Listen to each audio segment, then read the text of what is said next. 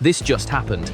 It is 0400 AM in the back streets of Moscow, Rostov and Novosibirsk, and what you are seeing is the most dangerous internal rupture the Russia has faced in 25 years.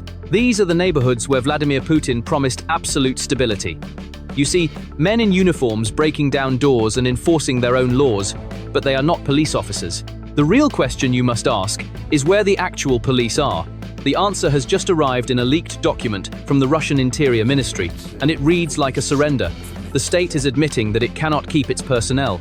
This is not just a staffing issue, it is the beginning of a constitutional crisis. The vacancy rates in some police departments have hit 90%. For a quarter of a century, the Russian government made one specific deal with its population. The deal was simple. You give up your political freedom, and in return the state provides total security. The Kremlin sold the image of Russia as a fortress. They said their police were unbeatable, and their power system was super strong. But that promise is dead now. The fort has no guards anymore. We're looking at secret reports and leaked papers from late 2025 and early 2026, and what we found is something the government can't hide anymore. Russia's police force is falling apart. Here's why this matters right now. Thousands of cops aren't just quitting their jobs. They're walking away from the whole system.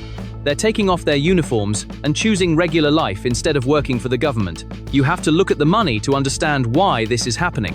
It's a terrible choice. The economy switched to war mode, and that created a disaster for regular cops on the street. Think about what a police officer faces today. If he stays on the police force, he gets paid about 4,000 rubles each month. That's roughly $400. In Russia today, with prices going up every day, that's barely enough to eat and pay rent. For that tiny paycheck, he has to walk around Moscow or other cities. He has to worry about getting hit by drone attacks. He has to deal with angry soldiers coming home from war, who are often violent and have guns. He's a target, and he's poor. Now look at his other choice. If that same guy signs up to join the army and go fight, the government pays him 2,000 rubles. That's 5 times what he makes as a cop. The government created a situation where they pay people more money to die in a war than to keep cities safe. Russian cops aren't stupid. They're looking at these numbers, and they're making the smart choice for themselves. They're quitting. They're putting down their badge and walking out. But money isn't the only reason police stations are empty. There's a scarier reason driving people away. It's called silent mobilization. Experienced cops know that being a police officer doesn't protect them anymore. They're scared of being grabbed from their homes in the middle of the night. The government uses fake excuses like temporary duty or inspections to take police officers and send them straight to the war. Detectives who should be solving murders in St. Petersburg are getting sent to destroyed cities like Mariupol or Bakhmut. They're being used as cheap soldiers to fill holes in battle lines. Every cop who quits today is trying to save his own life. When they throw away their badges, they're voting against the war. They're saying no to being cannon fodder. The numbers show the system is dying. In the eastern parts of Russia and the North Caucasus Mountains, the police have basically disappeared. Reports from research groups say that in the last 5 years, the number of police in these hard areas has dropped by half. In faraway towns, it's even worse. When you hear that a police department has a 90% empty rate, you need to picture what that really looks like. It means, if robbers break into your house, nobody comes to help. If someone gets robbed on the street, there's no police car to call. You dial 911, and it just rings and rings. There's nobody there to answer. The government has lost control over safety. It's lost control over who has guns and power. Across half of Russia, the government is just a ghost. They pretend to be in charge, but they have no people to make things happen. This empty space is dangerous because someone always fills it. When police leave, other groups move in. Local bosses, rich businessmen, and street gangs are starting to build their own private armies. They're hiring guys who used to be cops or soldiers coming back from war to protect their own stuff. The city centers might still look normal during the day. The lights work and cameras are running. But this is all fake. As soon as it gets dark, the government disappears. The streets belong to whoever has the biggest gun. The numbers tell us the system is broken, but the stories from inside the police force tell us the people are broken too. Researchers talking to independent news sources describe a mental breakdown among the few cops who are left. They use one specific phrase to describe how Russian police feel right now. They say they howl like wolves.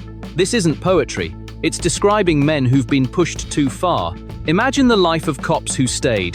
They're working in empty police stations. They're terrified that tomorrow they'll be sent to fight. They have piles and piles of unsolved crimes on their desks that they'll never solve. They're getting paid almost nothing, and that money loses value every day. They're not trying to help people anymore. They're just trying to survive each day. They're full of anger. They feel embarrassed and insulted by their own government. When these cops deal with regular people, they're not protecting them, they're taking out their anger. Regular citizens become punching bags. The police have become something to fear instead of something that keeps you safe. They're destroying the society they're supposed to protect. The Kremlin knows this is happening, and what they did to fix it made things worse. To try filling the empty jobs, the government got rid of all standards. Before, you needed a clean record and mental health tests to be a cop. That's gone now. Today, the only thing you need is to be able to hold a gun.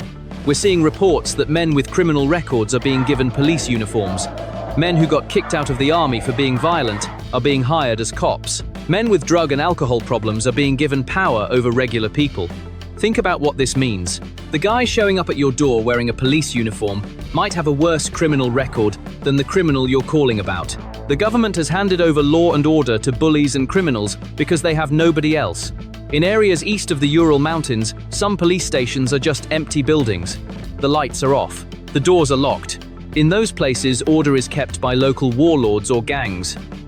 The good cops have all been sent to occupied parts of Ukraine to act like an army of occupation. This has left Russia wide open. This destroys the basic deal between government and people. People pay taxes and follow laws because they expect to be protected.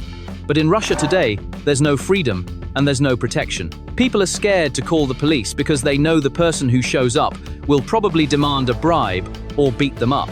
They avoid cops at all costs. This is creating a vigilante culture. Neighborhoods are starting to organize their own protection groups. They're forming secret teams to patrol their own streets. This is the ultimate proof that the government has failed. When regular people have to cover their faces and carry weapons to protect their homes, the government isn't working anymore. Vladimir Putin thinks he's showing strength by threatening the world with missiles. But while he looks outward, everything under his feet is crumbling. The police state has no police. The glue holding society together is dissolving. He's turned his own country into a bunch of separate security zones where the central government has no real control.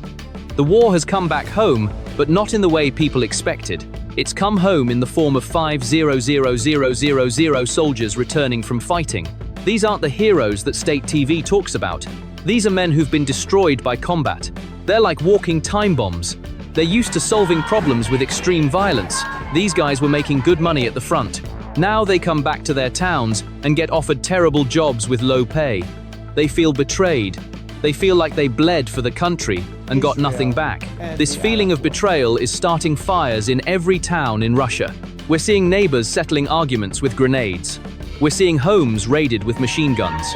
This personal violence is turning into organized chaos. The veterans look at the police and see them as cowards. They see the government as weak, so they form their own groups. They have weapons they stole from the war. They have combat training. They're taking over protection rackets and street crime. The police can't stop them because these guys are better armed and more dangerous than cops. The government used to be good at crushing unarmed students and protesters.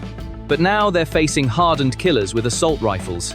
The Kremlin has lost control of the monster it created. The occupation didn't start at the border. It started when this wave of violence washed back into Russia.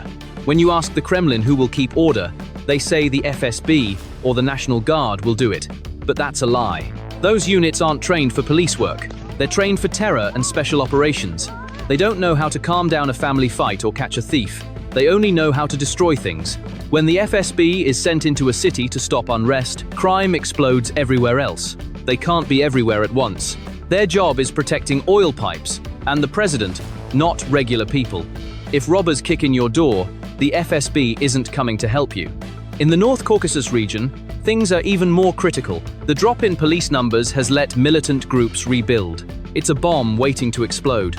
The empty space could lead to civil war or parts of the country breaking away. And when the army is called in to police the streets, they act like they're occupying enemy territory. They treat Russian citizens like enemies. Civilian deaths in these police actions are hitting record levels. The population is fighting back by arming themselves. Illegal gun sales are skyrocketing. There are millions of illegal guns out there now. You have angry people, a failing economy, and a gun in every home. That's the recipe for a civil war. When we look at history, we see that the collapse of the police force is often the final warning bell before a regime falls. In 1917, the Tsarist police force disintegrated before the revolution was complete. They lost control of the streets, they lost the respect of the population, and eventually they simply stopped showing up to work. When the enforcement arm of the state withers away, the state itself becomes a hollow shell. It might look solid from the outside, but it collapses under the slightest pressure. What is happening in Russia today is a regression to a pre-state condition. In political science, we talk about the monopoly on violence. This is the idea that the government is the only entity allowed to use force legitimately. Once that monopoly is broken, you are no longer living in a country. You are living in a territory contested by warlords. By allowing veterans, gangs, and private security firms to take over the role of policing, the Kremlin is privatizing its own power. This is a fatal mistake for a dictatorship. A dictator needs to hold all the keys to violence. By distributing them to the streets, Putin is creating thousands of tiny competitors for power. We also need to compare this to the 1990s. Many people in Russia remember the chaos of the 90 seconds after the Soviet Union fell. It was a time of gangsters and lawlessness, but the situation developing now is potentially much worse. In the 90 seconds, the gangs were armed with pistols and bats. Today, the groups taking over the streets are armed with military-grade hardware, grenades, and experience from high-intensity warfare. The level of lethality is significantly higher. Furthermore, the institutional rot is deeper. In the 90 seconds, there was hope that a new system could be built. Today, there is only the decay of the old system. The destruction of professional standards, hiring criminals to be police officers, is something that takes decades to fix. You cannot just fire them and hire new ones, because the good candidates have all left or been killed. The institutional memory of how to conduct real police work, how to investigate, how to maintain order without slaughtering people, is being erased. The psychological aspect is equally critical. The wolf mentality described in the reports suggests a complete detachment from society. The police view the population as an enemy territory. This creates a feedback loop. The people hate the police, so the police hate the people, which leads to more brutality, which leads to more hatred. This breaks the unspoken agreement that keeps a society functioning. When people stop believing that the law exists, they stop following it completely.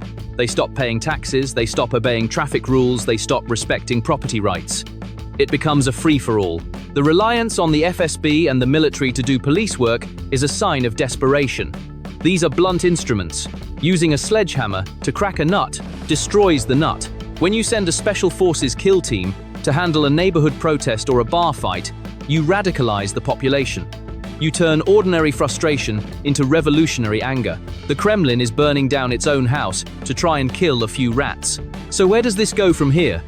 If we look at the trajectory, the short-term consequences are going to be a massive spike in violent crime that the state will stop reporting.